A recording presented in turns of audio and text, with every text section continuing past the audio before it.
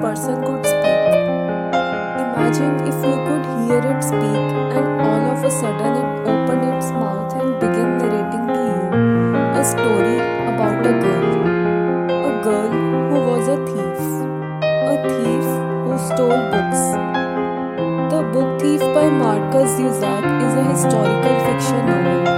The novel is written in a third person narrative, but even more interesting aspect about this narrative is its narrator. The narrator here is not a human, rather, the narrator is death.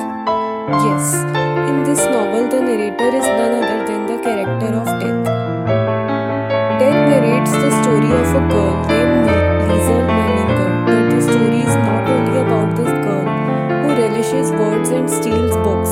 The story is also about a small street called Himmel Street in a small town of Germany, precisely during the rule of Adolf Hitler, the Führer. The story is also about the people and the children and the families living in their box-like houses sealed into the muddy snow blanket in the street. And the story is also about the tiny pockets of people who were like the subtle splashes of colors on the otherwise gloomy fields matted with ashy charcoal sky of dystopia and chalky powder mountains of the rubbles of war.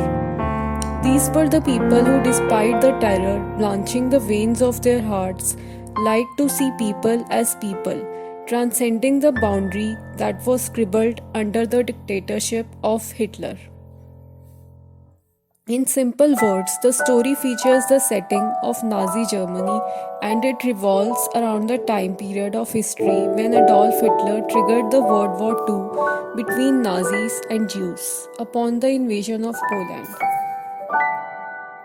The book comprises of 88 chapters divided in chunks among a prologue, an epilogue and 10 central story parts. Another noteworthy highlight of the book is that it doesn't only uses the common storytelling technique story within a story but also employs an intriguing approach called the books within a book. Tucked within the chapters of the novel are two little story sketchbooks named as The Standover Man and The Word Shaker respectively. In a writing style that is thoroughly poetic, almost musical and song-like, the author has embroidered into the book the emotional gems of friendship, attachment, pain, separation, angst, fury, little joys, family, love, tragedy, and above all these, the greatest law of life, that is mortality. After witnessing her young brother die in her arms, Liesel was abandoned by her mother to a couple named Hans Huberman and Rosa Huberman, who would be her new foster parents. Hubermans lived in a house located in a location named Himmel Street, which nestled in a town of Germany called Molking. Hans was a painter and accordionist, whereas Rosa did the ironing of clothes for people living nearby. Liesel went to school, played soccer with the neighborhood gang of kids, ate bread and pea soup that her mother cooked, helped her mother with the delivery of iron clothes, strolled with her best friend Rudy, and in the meantime, she engaged herself with reading the books that she had stolen. She stole books from Ice and Fire and sat in the basement of her house, unraveling the mysterious words printed in the rectangular square lodgings of old paper. The first book that she stole was the Gravedigger's Handbook. She had stolen this black and silver pocketbook from the ground of the graveyard while the gravediggers were digging her brother's grave. To Liesel, this book was not only a stolen treasure but the last memory of a brother she could cherish as well. While this was but only a coincidence, her curiosity for deciphering words led her to steal some more, sometimes from the library of the mayor's wife, who lived in a house on a slopey hilltop, and sometimes even from the fire set in the town square to commemorate Hitler's birthday celebration. Yes, in those times, these German people liked to host their celebrations by burning books and papers in the bonfire. While in her house, Liesel had still not forgotten the dead body of her brother slinging from her arms. Every time she slept, the nightmares of it shook her up and awake from her sleep. And so, to cure this, every day her father began to teach her to read. They read from the books she had stolen. Oftentimes she wondered that she learned more about words, reading, and books from his father than her school, where she was taught by an obnoxious Sister Maria, who didn't seem to believe that Liesel could even read an alphabet. On special occasions, her father brought her books by trading some old used cigarettes with a gypsy in the city who took these in return for some money. Liesel was having the good time of her childhood life until one day when her life took an unexpected turn. Yes, yet another one.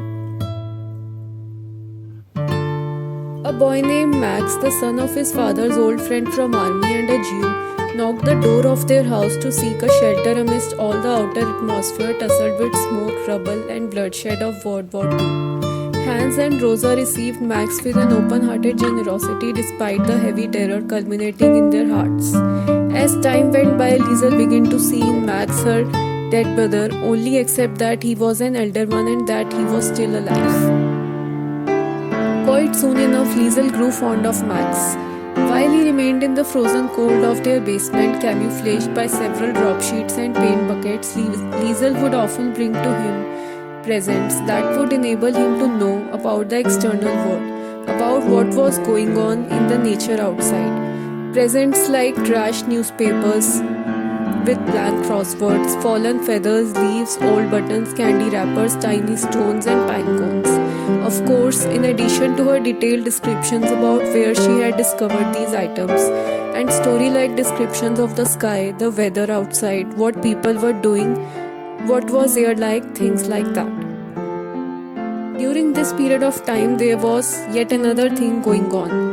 Besides the various wars initiated by Hitler and the parades of Jew prisoners.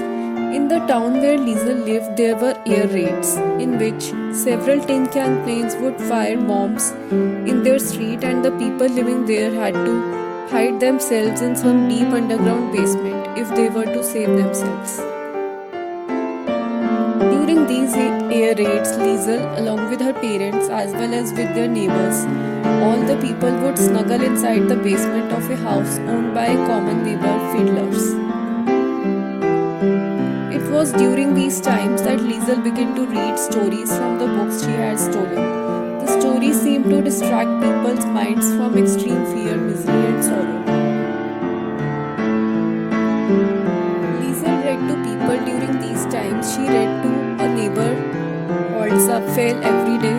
She read to Max more often than not, and Max gave her the story sketchbooks he had created during all the time he had to remain in the dark basement. Above and beyond all, Liesel was beginning to heal from her nightmares. The more she saw of Max, the more she realized that there was so much in common to both of them. And so, he kept creating sketchbooks and Liesel kept reading the books she had stolen. But it is not for no other struggle that a struggle ends, it seems. For, in one sudden gash of a moment, death hovered above the street, loosened and extracted the souls and took nearly everyone away. But there was a girl who was left alive, because when death arrived, it couldn't find her. Because at that time the girl had been sitting in the basement, busy reading from a book she had stolen. Death was puzzled, it grinned and went away, wondering until the right time then. In the end, the book signs off with a reedy note that is a mixture of a sensation that is dreadfully, numbingly terrorizing and warmly, soothingly comforting. The story is not exactly the one that will cause you to cry. The story is not either the one that will make you smile. Rather, the story is a bittersweet lyric rustling between the scales of melancholy and merriment, rolling between the gloom of terror and the glee of compassion, looming between the shadows of mortal certainty of death and immortal uncertainty of life. A soupy swirl of feelings like these. Life. What is life? It says. And death? It watches a life named Liesel. It watches her as she falls in love with the thing called words. And then she hates this thing called words. And somewhere between this love and hate, she begins to write.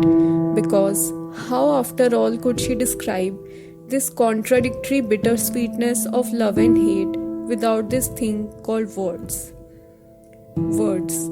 Signing off with a note, here are some words from the book uttered by Death. Death says, a small but noteworthy note. I have seen so many young men over the years who think they are running at other men. They are not. They are running at me. True enough.